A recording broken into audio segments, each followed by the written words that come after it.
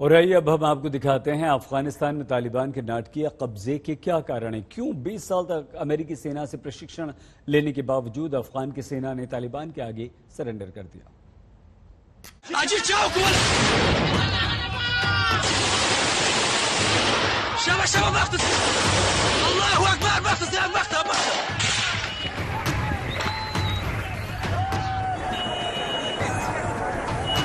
तालिबान एक बार फिर काबुल में लौट आया है। दुनिया के सबसे खूंखार आतंकवादी संगठन की दहशत काबुल में दाखिल हो चुकी है।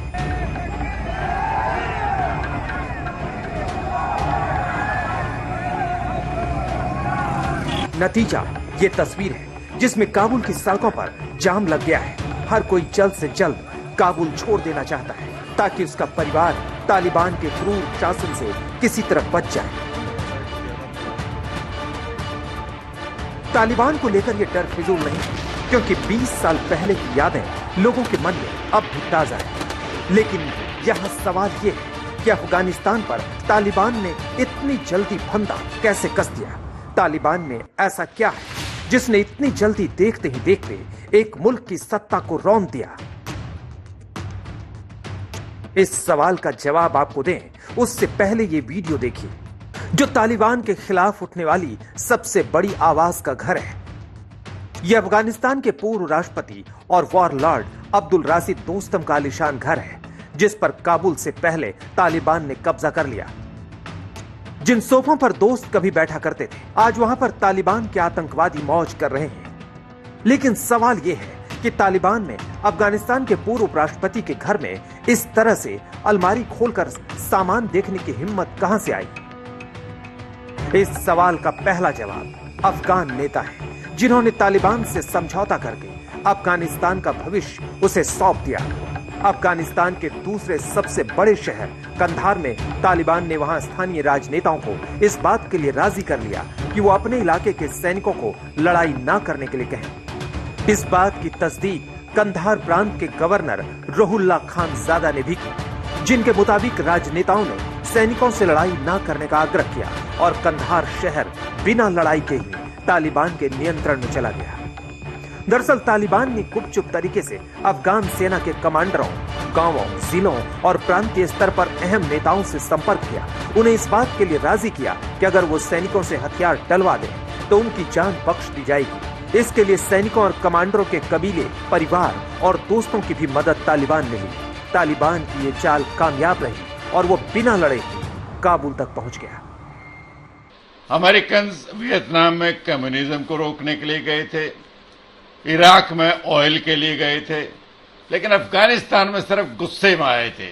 जब 9/11 हुआ, जहां 3000 अमेरिकन मर गए थे और आतंकवादी अफगान की धरती से गए थे, उस गुस्से में आए थे। उनकी कोई किसी किस्म की फिलॉसफी नहीं थी। तालिबान ने काबुल फतेह के लिए प्रोपेगेंडा का भी सहारा लिया। आम लोगों से लेकर अफगान सैनिकों के मन में ये बात घर करवा दी कि आखिर में वही जीतेगा, इसलिए लोग बिना वजह उससे दुश्मनी न लें। ये उनके लिए अच्छा नहीं होगा। तालिबान का ये प्रोपेगेंडा काम कर गया। तालिबान की जीत की दूसरी बड़ी वजह सरकारी भ्रष्टाचार और अक्षम नेतृत्व को बताया जा रहा है। जानकारों का कहना है कि अफगानिस्तान में स्थानीय पुलिस से लेकर सेना तक में भयानक भ्रष्टाचार था। यहां तक कि सरकार समर्थक मिलिशिया बलों की भर्ती को अफगान अफसरों ने कमाई का जरिया बना लिया। राष्ट्रीय सुरक्षा निदेशालय के पूर्व प्रमुख रहमतुल्लाह नबील के मुताबिक सरकार के भीतर कुछ हलकों ने वेतन को जेब में रखने के लिए घोस्ट, यानी जिनका अस्तित्व ही नहीं है, ऐसे मिलिशिया समूह बनाए हैं। सरकार की तरफ से 1000 स्थानीय मिलिशिया के लिए पैसे भेजे जाते और भ्रष्टाचारी केवल 200 को ही काम पर रखकर बाकी पैसे को गटक जाते। अफसर और नेताओं के गठजोड़ ने अफगान पुलिस का भी हौसला तोड़ दिया और उसे महीनों तक तनख्वाह के लिए भटकाया। यही नहीं, जो अफगान सेना तालिबान से लड़ रही थी उसे खाने पीने, हथियार तक के लिए मोहताज कर दिया। भ्रष्टाचारियों ने सेना के हथियारों और जरूरी सामान की कालाबाजारी शुरू कर दी और ये आधुनिक हथियार तालिबान तक पहुंच गए।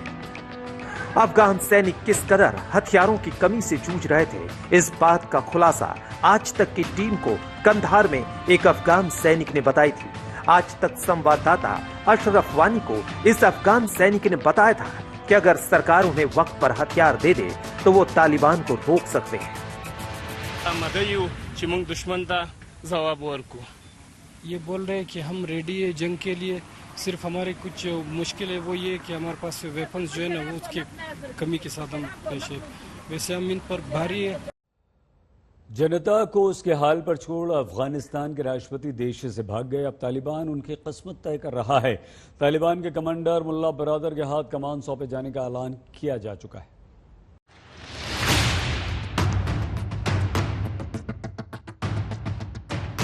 ये तस्वीर बता रही है कि अब अफगानिस्तान तालिबान का हो गया। प्रेसिडेंशियल पैलेस में तालिबान झंडा लहरा रहा है।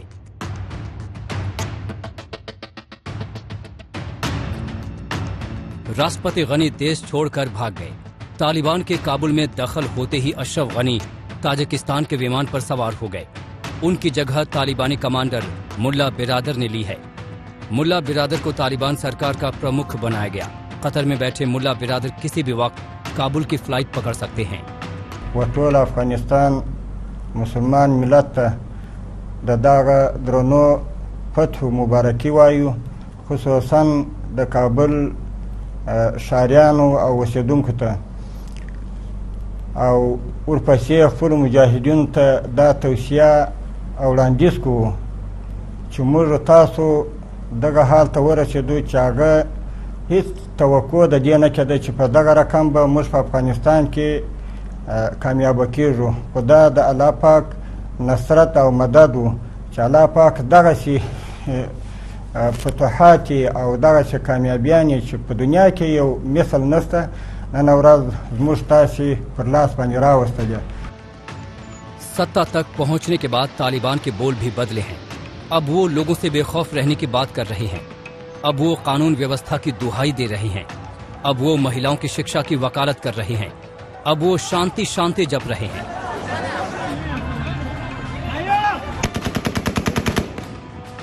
तालिबान के कब्जे वाले अफगानिस्तान में अमन बहाली के लिए एक कमेटी भी बनाई गई है,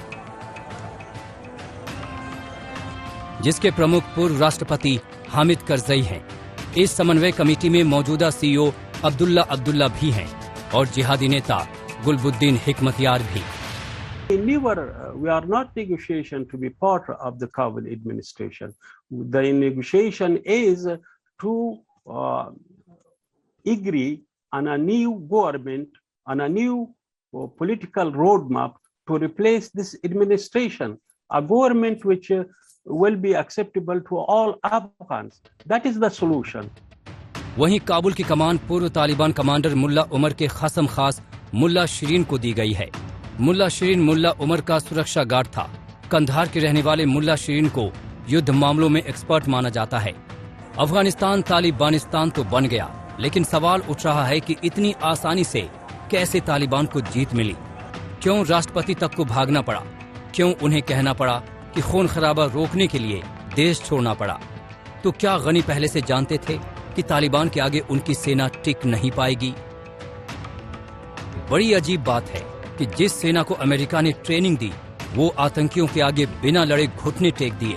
न आधुनिक हथियार काम आया और न ही ट्रेनिंग काम आई और न ही लाखों संख्या में सेनाएं। कहा जाता है कि इसकी स्क्रिप्ट उसी दिन लिखी जा चुकी थी जिस दिन अमेरिका ने अफगानिस्तान छोड़ने का फैसला लिया।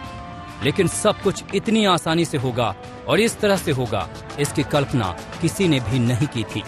गीता मोहन के साथ आज तक ब्यूरो।